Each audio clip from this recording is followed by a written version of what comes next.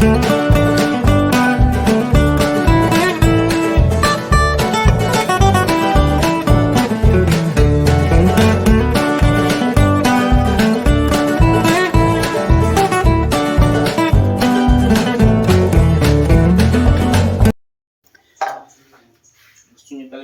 day mga idol at isang mapagpalang araw po sa ating lahat. So pang day 2 natin dito sa ating project dito sa Kabuluan na Villaverde, Nueva Vizcaya. Ano po? So dumating na yung mga board.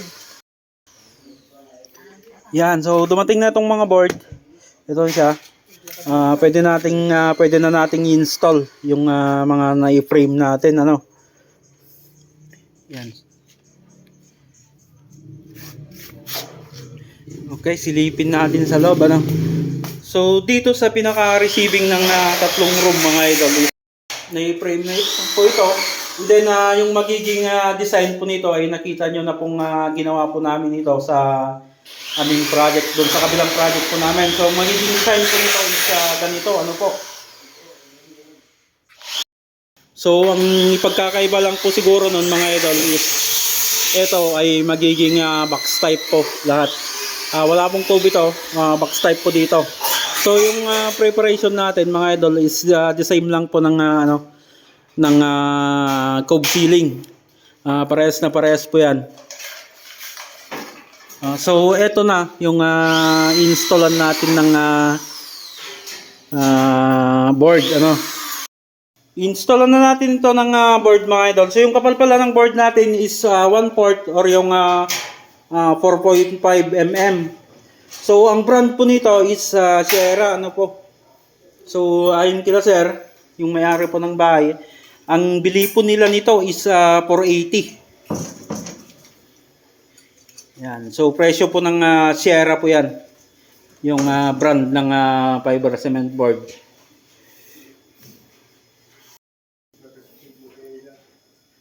So ito yung isa sa preparation natin, ano mga idol, bago tayo magkabit ng board. So lalagyan natin ng singsing itong drill bit para mailubog natin yung ulo ng blind rivet, ano po. So una, pinaghihiwalay namin yung pin niya saka yung body ng blind rivet, parang ganito mga idol. Yan. Tinanggal na namin yung pinaka pin niya. So ito na lang yung naiwan, yung may cap.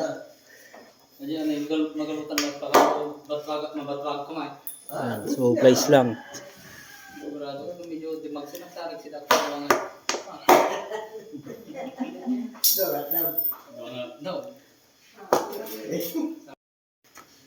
And then para may lagay naman natin dun sa sa may drill bit, ganito yung ginagawa namin. Yan, nagbutas kami sa may paring.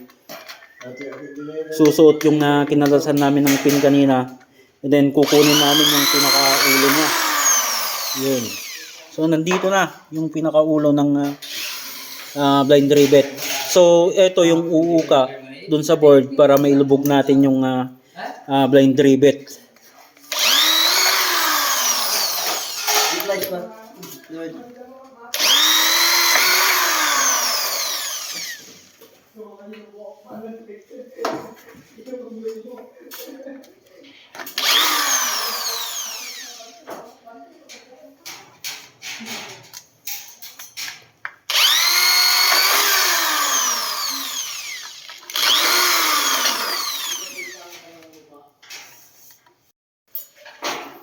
Iyon mga idol, so ganito yung magiging itsura na niya pag nalagyan na natin ng ulo ng blind rivet. So ito yung magiging silbi po nito is ito yung gagamitin nating pang-uka dun sa board para mailubog natin yung ulo ng blind rivet para pantay lang siya dun sa ilalim para hindi mahirapan yung magpipintura.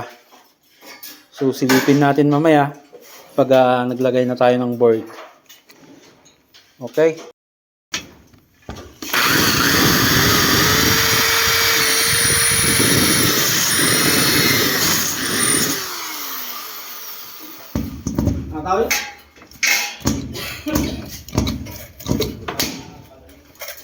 Ayos. Yan, so ganito siya mga idol, nakakapantay dito sa ilalim.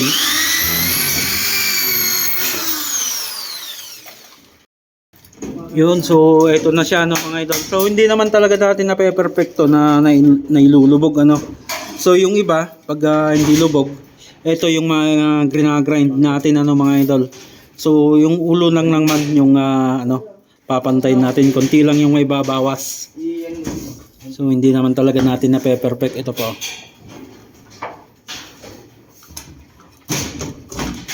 So yung spacing ng ating blind rivet, mga idol, is 15 cm.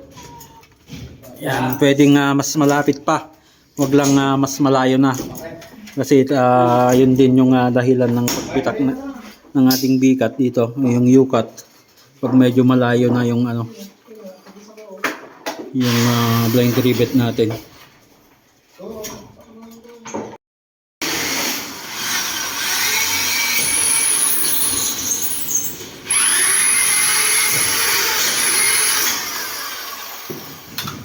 Oh, baka mabali yan Doon na sa kabila kasi, wag mo nang isalubong dito. Meron na sila diyan.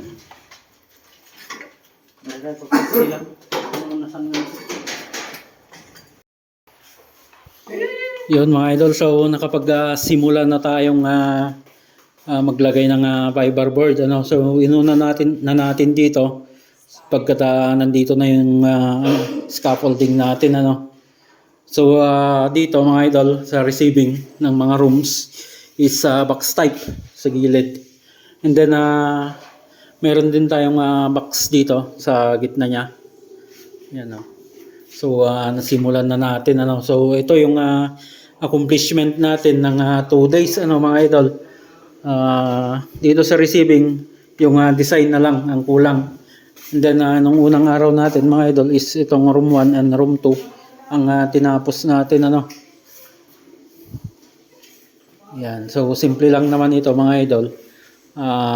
Subukan nating DIY sa next vlog natin kung paano yung design na gagawin natin dito.